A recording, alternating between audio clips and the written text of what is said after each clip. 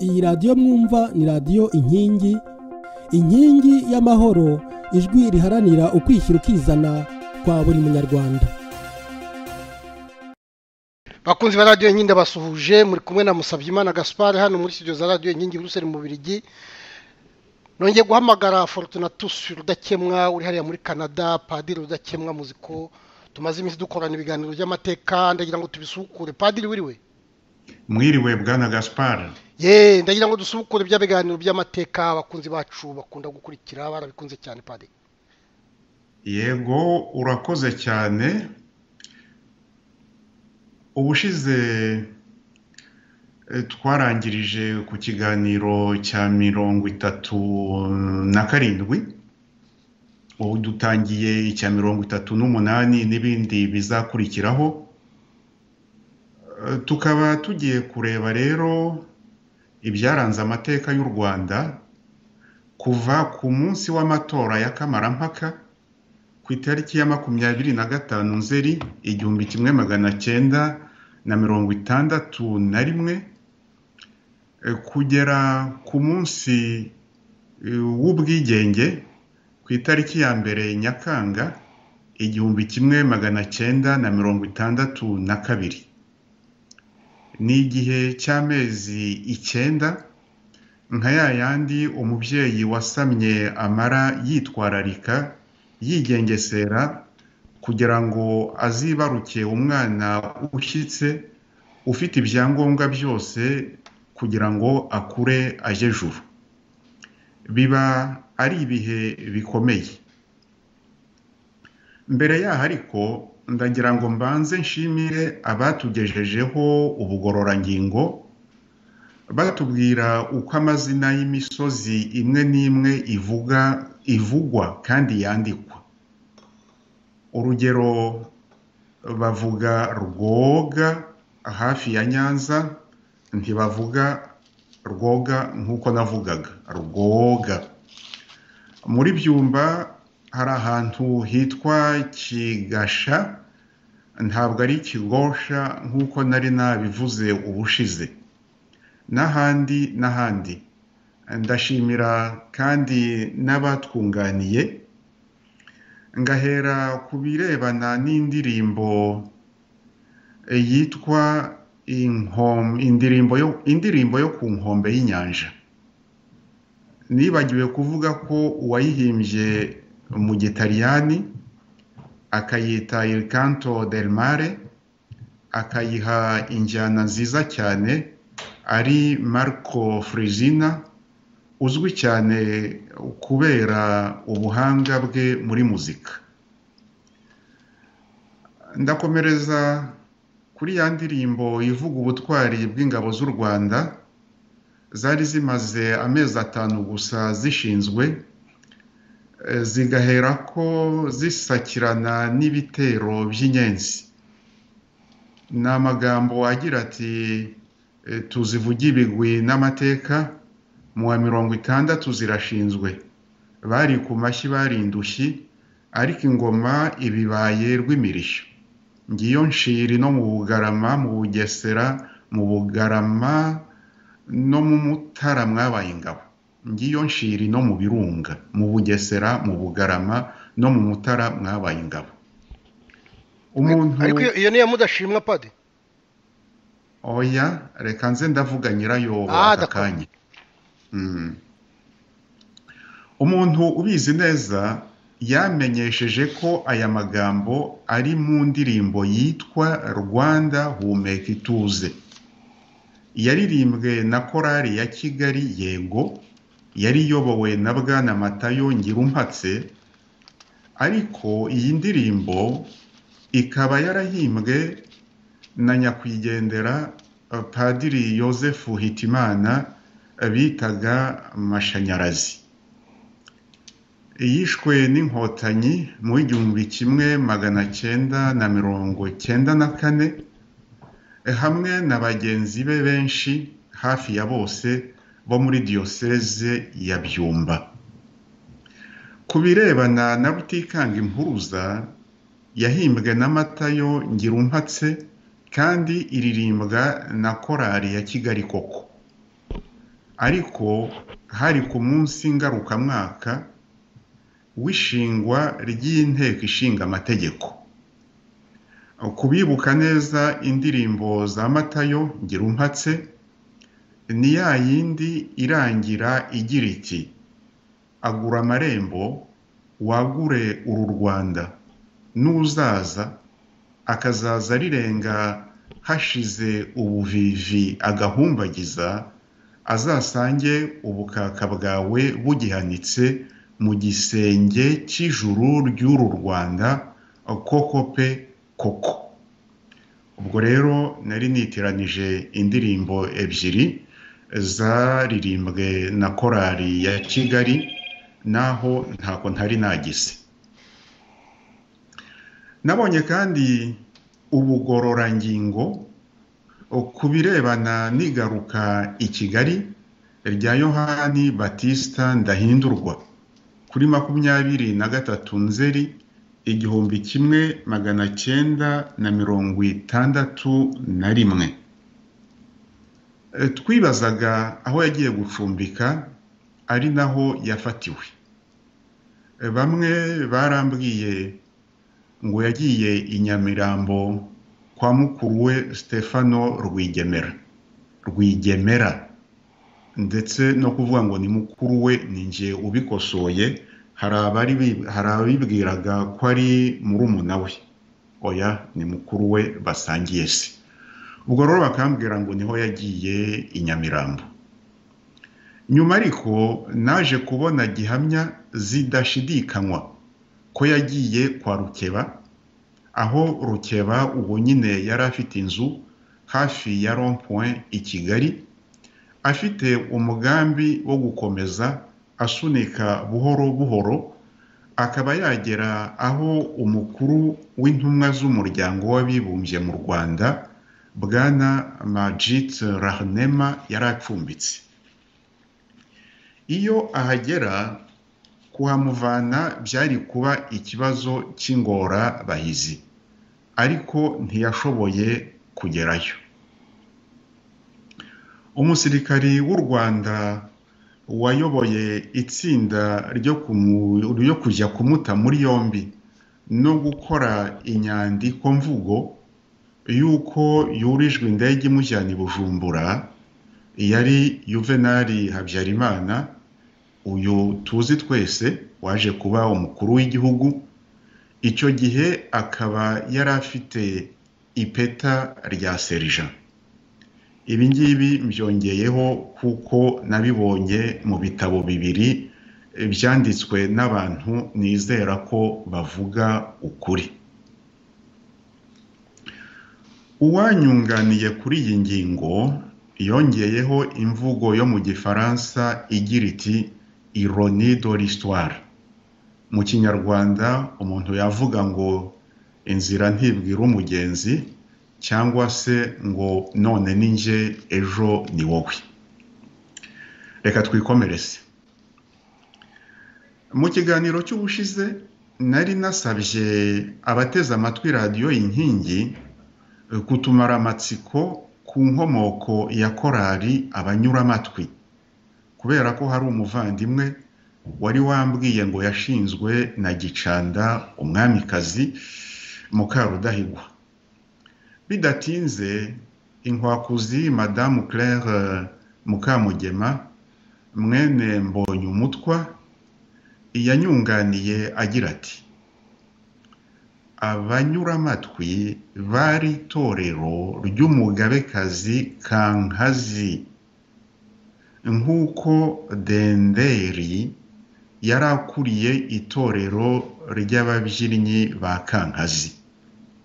Ubwo rero Abanyuramatwi n'ababyinnyi bari aba Kankazi, ntabwo bari aba Gicanda. Ari Habarurema ari na Denderi, ubwo ni Mukamugema ukomeje kuvuga, babaga ari abantu bakomeye. Habarurema Michel arazwi cyane kubera ko yayoboye igihe kirekire Abanyuramatwi. Naho Denderi ni umututsi wategekaga itorero ry'ababyinnyi kwa Kankazi wari utuye Impanda mu Byimana. Namumenye mu 1953 ngiye gutangira umwaka wa mbere w'amashuri abanza muri Nterina ya Kankazi. Akimara kumenya ko haje umwana wa Mbonyumutwa, yaje kundeba ku ishuri ambwira ko ari data wacu, ati uzansuhurize so. Denderi yari umunyori, ubwo akaba n'umuzirankende. Mbonyumutwa nawe ni umunyori w'umuzirankende. Bakomokaga mu Gisaka nka Bigirumwami, bari Abagesera. Uzabisoma ku rubuga rwanjye mcmukamugema.com. Abanyori b'Impanda ni Abatutsi, ab'Imwendo ni Abahutu, kuko bafashe ubwoko bwa ba nyirarume. Manyori wari warababyaye ku bagore batandukanye b'Abahutukazi n'Abatutsikazi amaze kwigendera. Manyori ntiyari umuhutu, ntiyari n'umututsi. Manyori yari umugesera w'umuzirankende ukomoka mu Gisaka. Gisaka y'umwami Kimenyi imaze gutsindwa no kwigarurirwa n'u Rwanda, Abagesera barimo na Manyori baje mu Rwanda, bakagenda bashaka abagore aho bamaze igihe, bakababyaraho abana. Hashira igihe bakigendera. Abana basize mu Rwanda bagafata ubwoko bwo kwa ba nyirarume. Abavutse mu miryango y'Abatutsi bakaba Abatutsi, abavutse mu miryango y'Abahutu bakaba Abahutu. Manyori ntiyari umuhutu, ntiyari umututsi, yari umugesera wo kwa Kimenyi cya Bazimya, umuzirankende wo mu Gisaka. Ni nk'uko Umubirigi utari umuhutu cyangwa umututsi yabyara umwana ku Munyarwandakazi, ariko uwo mwana abyaye agafata ubuhutu cyangwa ubututsi igihe asigaye kwa nyina w'umuhutukazi cyangwa w'umututsikazi. Ngibyo ibitekerezo Marie Claire Mukamugema yanyunguye ku birebana n'abanyuramatwi, hanyuma no ku Banyori. Urakoze Padiri. Icyo kibazo cy'Abahutu n'Abatutsi cyane cyane uhereye kuri uwo muryango kwa Mbonyumutwa nakomeje kukibaza, nakibajije Mukamugema, nkibaza Shingiro, ariko byongera kwerekana ko ikibazo cy'Abahutu n'Abatutsi mu Rwanda tutaragisobanukirwa neza. Padiri, ntabwo turagisobanukirwa neza. Hari abakitwaramo nabi, hari abakitwaramo neza, hari abagikuririza. Ntabwo kirasobanuka neza. nakozeho ibiganiro byinshi, abantu barambwira bati ahubwo kugira ngo tubyumve byaducanganikiwe, tuzabikomerezaho, tuzakomezaho ibindi biganiro. Reka dukomeze Padiri. Urakoze, reka dukomeze. Ku birebana n'abanyuramatwi, nabonye ubundi bwunganizi bucukumbuye kurushaho, aho nyirukubutanga agira ati: wiriwe, numvise wibaza iby'abanyuramatwi. Icyo numvise nkiri muto, ubu mfite imyaka 74, nuko mbere baririmbiraga Kankazi, umugabekazi nyina w'umwami Rudahigwa, bitwa Abatangana. Nyuma begukiye Parumehutu, bitwa Abanyuramatwi. Ikimenyetso ko bahoze kwa Kankazi Ishyogwe hafi y'i Kabgayi, nuko Rudahigwa akiriho baririmbye isafari y'umwami n'umugabekazi. Iyo niyo bafatiyeho baririmba isafari ya demokarasi. Kudeta imaze kuba muri 73 bagize ibibazo. Kuri radiyo bari basigaye bitwa Abagabo b'Igitarama. Nanjye nari umukozi wa radiyo Rwanda.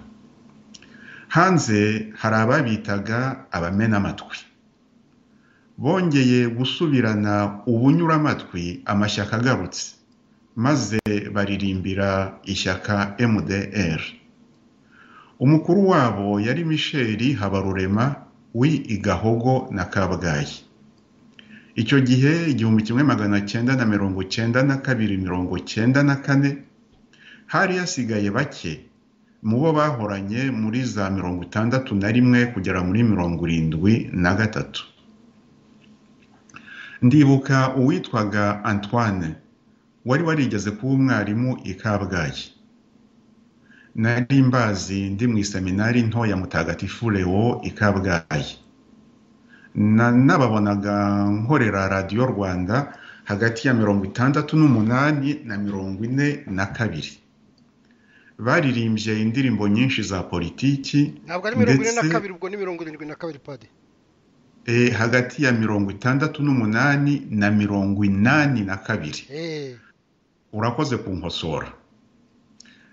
Baririmbye indirimbo nyinshi za politiki ndetse n'indirimbo yubahiriza igihugu. Rwanda rwacu, Rwanda gihugu cyambyaye, nibo bayitsindiye. Ariko hari abavuga ko amagambo yari aya Kayibanda Gregoire na Niyonzima Maximilien. Ibi nta gihamya mbifitiye. Ubu bwunganizi twahawe na Bwana Loise Rukebesha na buriya twahawe na Mukamugema Marie Claire ni bwiza cyane. Dukomeze dukosore.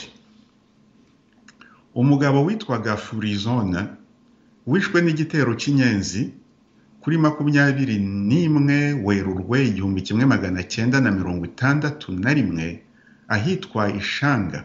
Ntabwo yari umuyobozi wa pariki y'Akagera nk'uko nabivuze ubushize. Hari kandi abambajije ibibazo bibiri. Nkaba ngira ngo mwese abateze amatwi radio Inkingi muzamfashe kubibonera igisubizo. Ikibazo cya mbere kiragira kiti: mu itora rya kamarampaka Parmehutu yatsindishije ibara ry'umukara. Mu matora y'abadepite itsindisha iry'umutuku. Ese niyo mpamvu ibendera rya Parmehutu ryari rigizwe n'ayo mabara yombi? Ikibazo cya kabiri kiragira kiti: twumvise uko Rutagambwa se wa Paul Kagame yavuye mu Rwanda. Mu basurushefu bahunze batinya ubutabera twumvisemo uwitwaga Murefu. Ese niwe waje kuba sebukwe wa Paul Kagame? Kuri ibyo bibazo byombi bamwe mu baduteze amatwi bazi ko uko ibintu byagenze bazatwunganira. Ngubwo rero ubugororangingo n'ubwunganizi tutashoboraga gucaho ni ngombwa cyane n'ingirakamaro. Ubu rero nkaba ngira ngo dukomeze turebe ibyaranze amateka y'u Rwanda kuva ku munsi w'amatora ya kamarampaka 25/61 kugera ku munsi w'ubwigenge ku itariki ya mbere Nyakanga 62. Ariko ndagira ngo mbaze Bwana Gaspard niba nta kindi kintu ashaka kongeraho mbere yuko dukomeza. Padiri icyo nakongeraho wenda nakongera kuri uwo Murefu. Murefu sebukwe wa Kagame ndamuzi naramubonye. Murefu yabaga i Bujumbura afite akabari ku kibuga cy'indege cy'i Bujumbura. Noneho ntiyumvikana na bene wabo cyane cyane ngo mu ishuri bari bafite ngira ngo ryitwaga Collège Albert. Bene wabo baramuhiga ku buryo yageze aho agaruka mu Rwanda. Burya yagarutse mu Rwanda avuye i Bujumbura araza nyine nibwo yakodesheje hariya mu nzu y'amatongero mpatse mu kabari kitwaga Eden Garden niko yari yarakise niko kitwaga. Cyakora kuba ari Murefu nuko ngira ngo yari muremure pe yari muremure wasangaga ari umugabo ukomeye w'igisa ushaje w'ibigango wasanga asa naho ashaka kugenda yinonye kubera ko yari muremure. Ngira ngo niyo mpamvu wenda bamwise Murefu ariko agomba kuba n'ubundi yaravutse ari muremure. Ntabwo namenya ari we wabaye shefu ariko murefu wenda muzi i Kigali. Yaragiye rero agenda agiye mu bukwe bwa Kagame, ubwo ni 89 ngira ngo Kagame yarongwe muri 89, aragenda ntiyagaruka, ariko urumva 89 bateye muri 90, ubwo nukuvuga ko yagezeyo bakamubwira bati wikuru gusubira mu Rwanda kuko umuriro ugiye kwaka. Ngira ayo makuru mfite, wenda wazabimenya wa mugani yazaturushirizaho ibindi bisobanuro. Ikindi nuko bambwiye ko burya bajya bavuga ubucuti murefu cyangwa umuryango wa murefu wari ufitanye na n'uriya muryango wa Bakajuga Robert, uriya Kajuga Robert wategekaga intera hamwe. Burya ntuza yari afite mukuru we, wari ufite izine ya Palmolive, harya yitwaga Ndida, izina ntirikuza, ariko uwo mukuru we Husi yitwaga Husi Mugwaneza. Husi Mugwaneza uzi ko yari afite izina ya Palmolive na Colgate harya hasi. Yari umuntu rero ukora aferi ukize cyane, ariko yari afite na kontra isoko ryo kuzana amabuye yitwa gyps yayikuraga muri Kenya. Iyo gyps rero akayigemura mu ruganda rwa sima Icyangugu, bayicukuraga muri Kenya. Rero hari ahantu bayicukuraga hari mu bihugu bya Bamasayi, harimo abaturage benshi biriko bacukura amabuye buri munsi bagapakira amakamyo bakazana mu Rwanda, mu Rwanda. Bavuga rero ko Husi ari we warihiraga amashuri uriya Jeannette Nyiramongi aho ngaho muri Kenya, no muri Kenya cyane kuko ariho bahuriraga. Akaba n'umuryango rero wa murefu. Umuntu yarambwiye rwose ubizi neza ko murefu nyine numva yageze mu Rwanda nta mafaranga afite. Matayo iriya nzu yo kugira ngo bayikoreremo, aravuga ati mugomba kumpa garanti iyi ngwate y'amafaranga 600,000. Husi rero niyo wari wasinye sheke kugira ngo murefu ashobora gukora iyo sheke ya garanti. Rwose abantu bo hafi bambwiye ko iyo sheke tunahunga bari bakifite. Ni ayo makuru mfite kuri ibyo bya murefu, ngira ngo abatwumva bazatwunganira kuko nabyo ni amateka yacu, no kujya tuyavuga tukareba niba ari aho tuzahuriza tugasigaza ibintu biri ku murongo kandi bifite ukuri. Pade, urakoze cyane. Ibyo nanjye narabyumvise, naranabisomye. Husi, Kajuga, Jeannette, murefu, ayo masano narayumvise. Ubwo icyo dusigaje kureba niba murefu yari yarigeze kuba shefu cyangwa sushefu mbere yo guhunga ajya i Bujumbura, hanyuma kongera akagaruka akaba inshuti ya Matayo Ngirumpatse, wenda ubwo akaba n'inshuti y'abari bakuriye Matayo Ngirumpatse.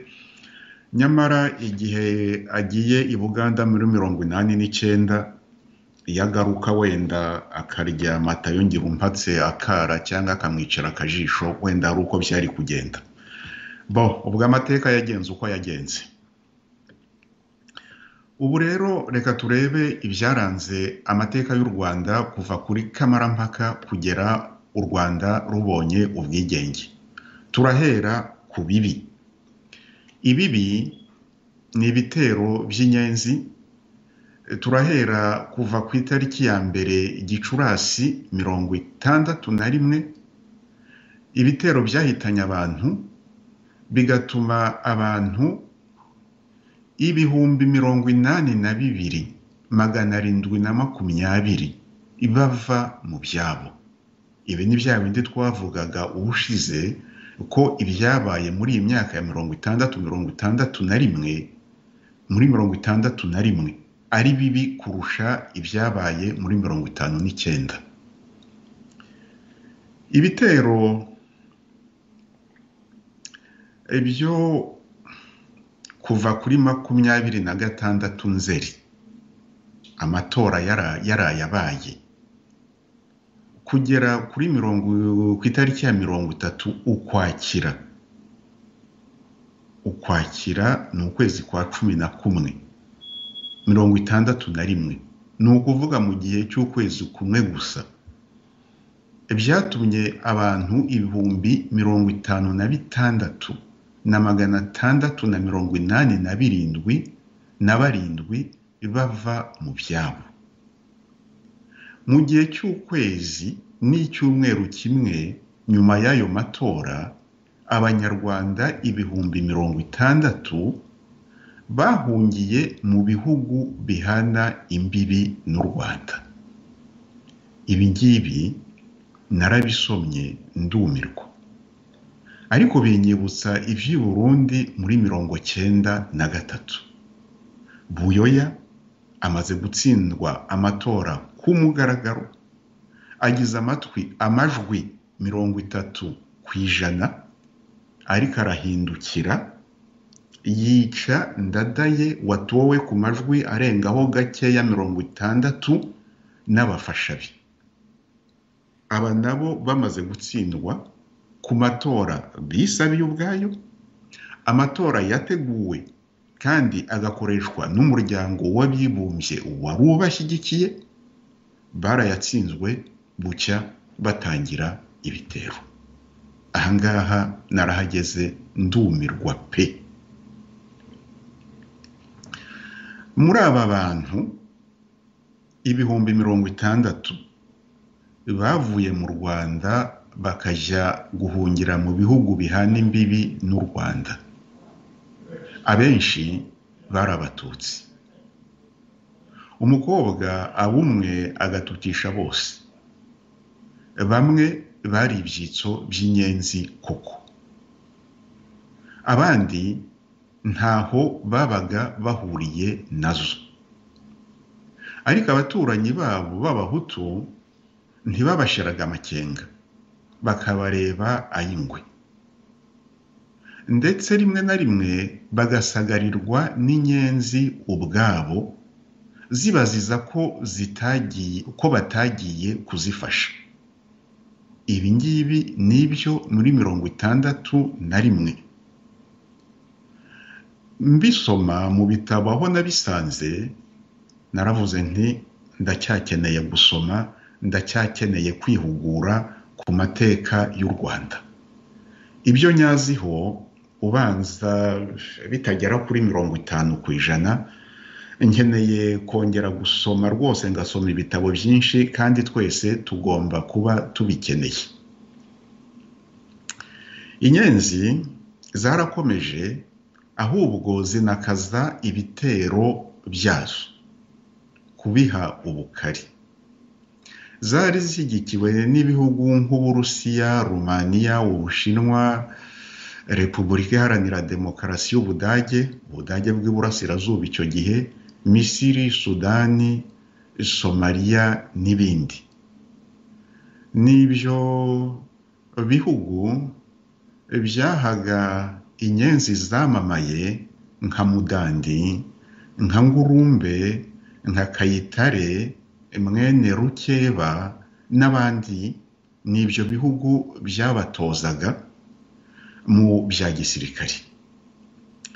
Ubu rero ngiye kuvugaho inyenzi zagabye ibitero kuva ku itariki ya 13 Ukwakira 61 kugera ukwezi kwa gatanu 62 kugeze hagati. Ariko Padi, utarageraho ndagira ngo abatwumva bazadufashe. Yego. Muri izo nyenzi wavuze ba Mudandi, uvuga abandi, ariko harimo inyenzi zabiyogoje hariya, witwa Mpambara, witwa Numa, uvuzemo n'abakayitare. Abo n'abantu bitanze, abo ba Mpambara n'aba Numa bagabye ibitero bagera hano muri za Kigali. Ndashaka kugira ngo abadukurikiye bazadufashe kumenya uriya mudamu witwa Ines Mpambara wamamaye, bavuga ko hari igihe ari we wategekaga igihe Kagame yagendaga cyane ajya mu mahanga, ari we utegeka ibiro bye.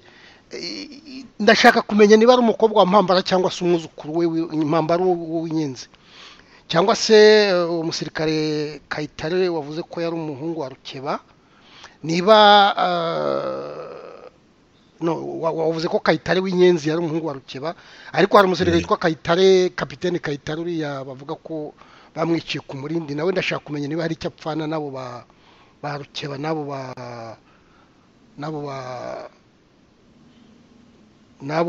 ba Kayitare b'inyenzi. ye Kayitare intare batinya hari icyo apfana byaba na Kayitare w'inyenzi wigeze kuvugwa. Ibyo byose ni ye ibintu twasobanukirwa, cyangwa se mbese muri buriya butegetsi bushya abana bakomoka ku nyenzi zizwi ni bande? Abo ba Mudandi bande? Nayo ni amateka. ba Mudandi ba Rwangombwa utegeka banke y'igihugu, niba ari mwene Rwangombwa Michel, ibyo byose kumenya byaba ari byiza kandi ntabwo ari bibi. Rwangombwa uri ariko ubu bambwiye ko ari imwe niwe wa Kagame, ngo sinzi icyo bapfana. Ayo ni amateka yose dukeneye kumenya pade. Kayitare intare batinya, niba ari Kayitare Yohani mwene Rukeba, ibyo ngibyo umuntu byaba ari byiza kubimenya. N'uwo witwa Ines Mpambara uzi ko mu Rwanda avugwa cyane, n'umukobwa umudamu wavuye i Bujumbura ariko nawe ukaze cyane. ubwo bazatubwira. Reka turebe ibitero rero byo kuwa 13 Ukwakira 1961 kugeza ibyo mu kwezi kwa 5 1962. Kuri 13 Ukwakira 1961 inyenzi 200 zateye ahitwa Kiburara muri komine Murambi ni muri Byumba, zishe abantu 27 zitwika imirambo ya 20 muri bo, zikomeretsa n'undi umuntu umwe. Zatwitse amazu agera kuri 30. Kuri 13 Ukwakira 1961 kuri iyi tariki ni nawo munsi igikomangoma Rudoviko Rwagasore cishwe i Bujumbura mu Burundi. Ariko ibyo ntabwo biri mu byo dusuzuma none. Icyo mbivugira nuko byahuriranye nyine igihe mu Rwanda umuriro wakaga ni Bujumbura Rwagasore yishwe. Murumva ukuntu abantu bari bameze mu Rwanda no mu Burundi, byari ibihe bibi.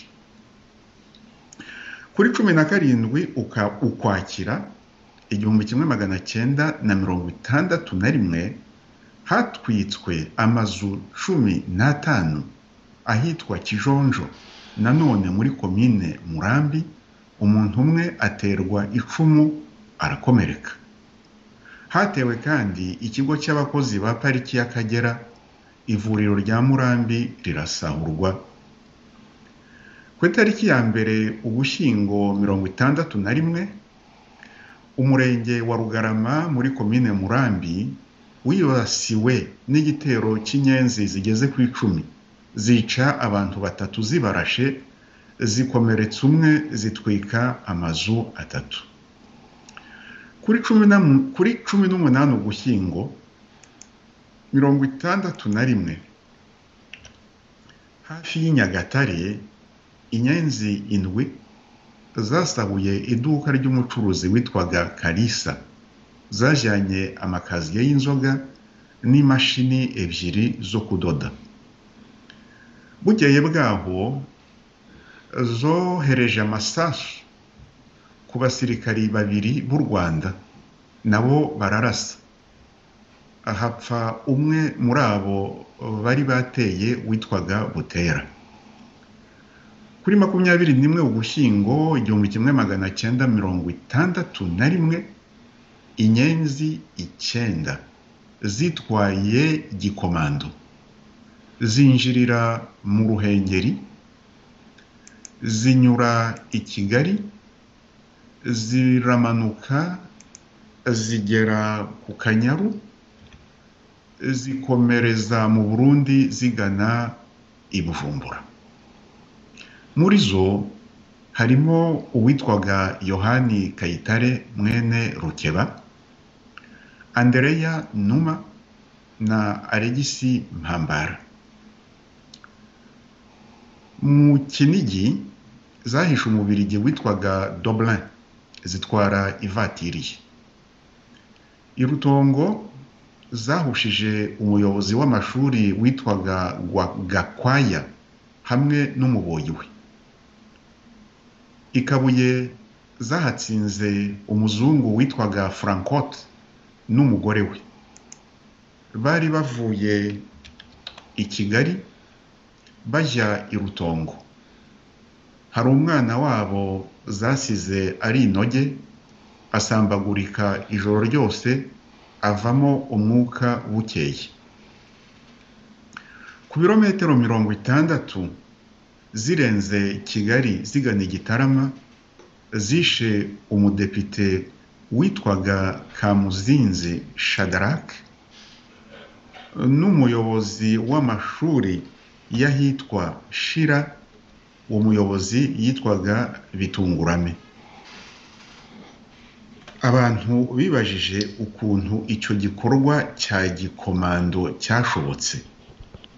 Basanze inyenzi zari zimaze kugira ahantu hazo bwite zitoreza, ahitwa Ikamwezi muri Uganda, hafi y'umupaka w'u Rwanda.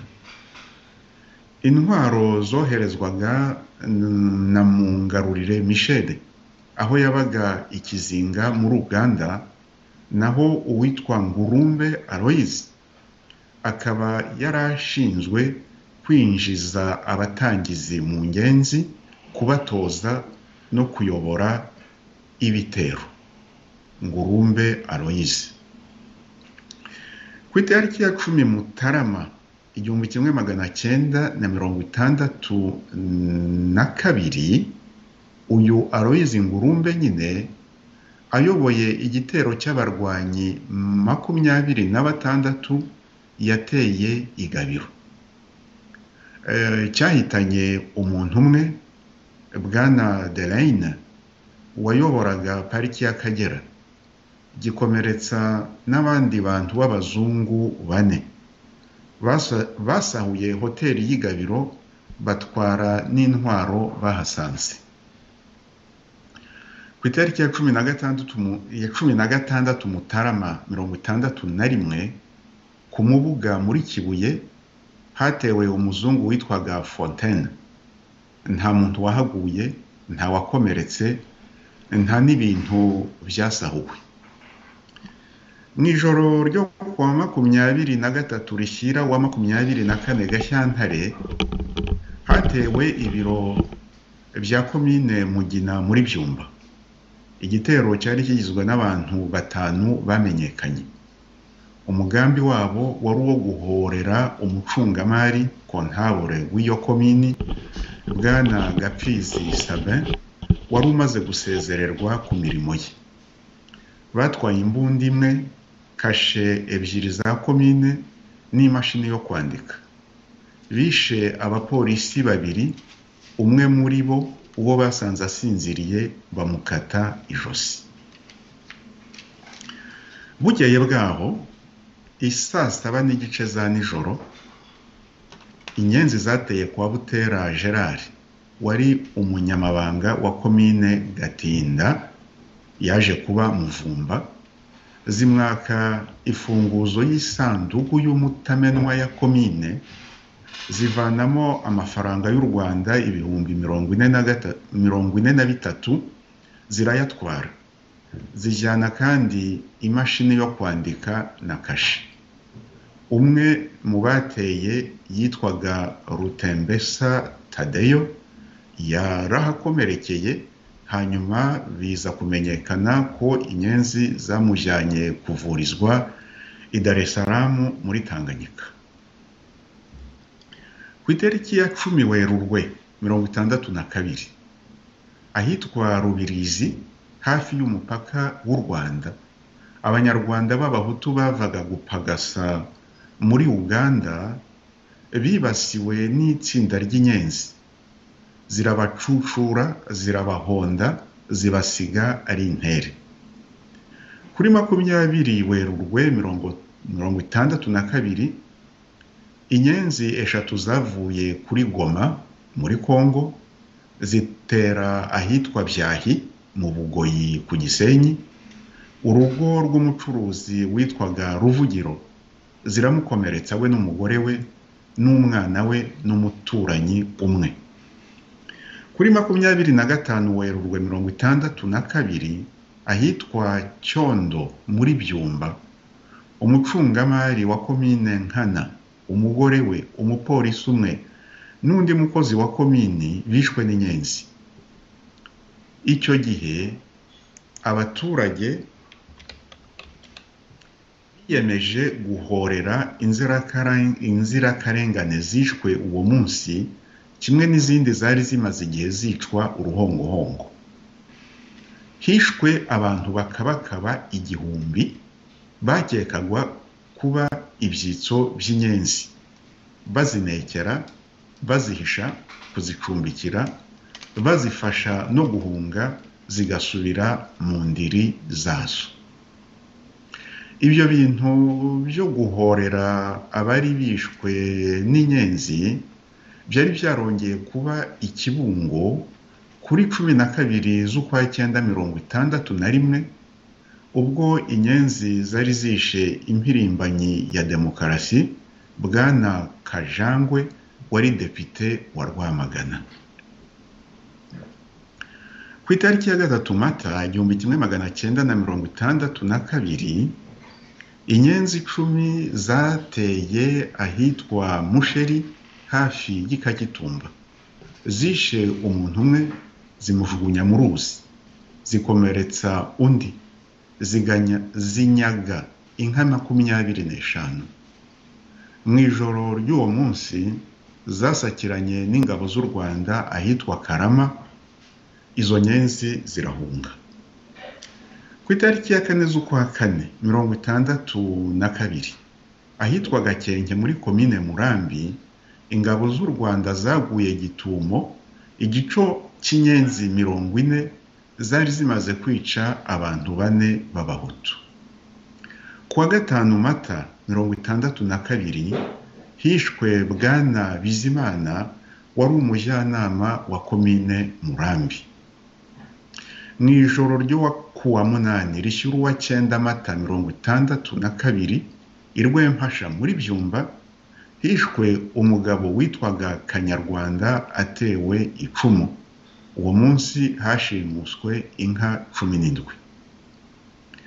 Ku itariki ya 14 Mata 1962 inyenzi Kayitare Yohani mwene Rukeba, Numa Andreya na Mpambara Alegisi, uko twababonye kuri 25 Werurwe 1962 bongeye kwitwara gikomando, bayobora igitero cy'inyenzi zigera kuri 20 i Runyinya muri Kigali.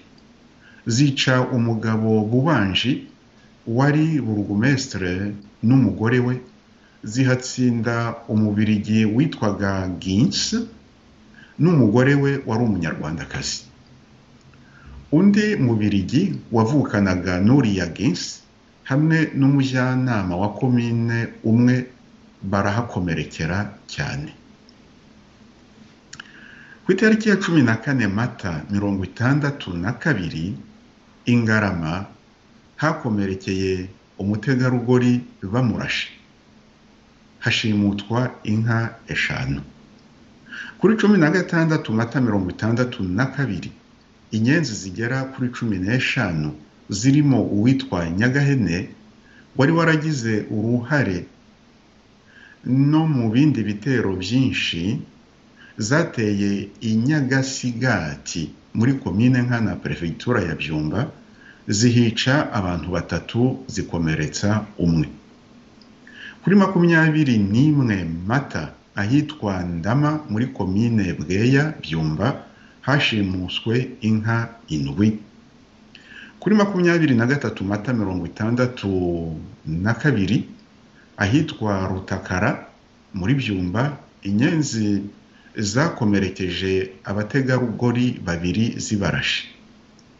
Kuri 27 Mata 1962 Ikizirakome komine Gituza muri Byumba hishwe abahutu 2, hashimutwa inka 28. Kuri 30 Mata 1962 umurenge wa Tabagwe komine Gatunda muri Byumba watewe n'inyenzi 30, zica urubozo umuntu w'umusaza, zihitana abana 2, zikomeretsa abantu 3, zitwika amazu 2, zishimuta inka 30. ku itariki ya 3 Gicurasi kwezi kwa 562 ikarama muri Byumba hatewe urugo rw'umuzungu witwaga Peti baramusahura. Muri uko kwezi kandi kwa 562 ahitwa Irubirizi komini Gatunda muri Byumba hishwe umuntu umwe undi arakomereka cyane. Amakamyo 6 atwara lisansi, 2 ya rukururana n'indi kamyo imwe isanzwe zaratewe ku muhanda wa Gabiro Kagitumba. Umushoferi umwe yarakomeretse. Umwe mu bari bagabye icyo gitero arafatwa agira imfungwa, yitwaga Nyagatare. Kuva ukwezi kwa 5 kurangira ndetse no kwa 662 nta bitero inyenzi zagabye ku Rwanda. Ibi ngibi mbisomye naribwiye nti zariho zitegura igitero cy'injyana muntu cyari kigamije kuburizamo umunsi w'ubwigenge ku itariki ya 1 Nyakanga 62, cyangwa se nibura uwo munsi zikawuhindura uw'amarira, amaraso n'imiborogo nk'uko tuza kubibona nyuma. Nabonye ibi bitero bihagaze mu kwa 5, noneho nkomeza kureba ibyakozwe byiza nk'uko tugiye kubivuga, nongera kubona ibitero by'ubuwe mu kwezi kwa 762 turaza kubibona. Nta gushidikanya rero mu kwa 5 no mu kwa 662 hategurwaga igitero njyana muntu cyagombaga kuba kuwa 1 Nyakanga 62.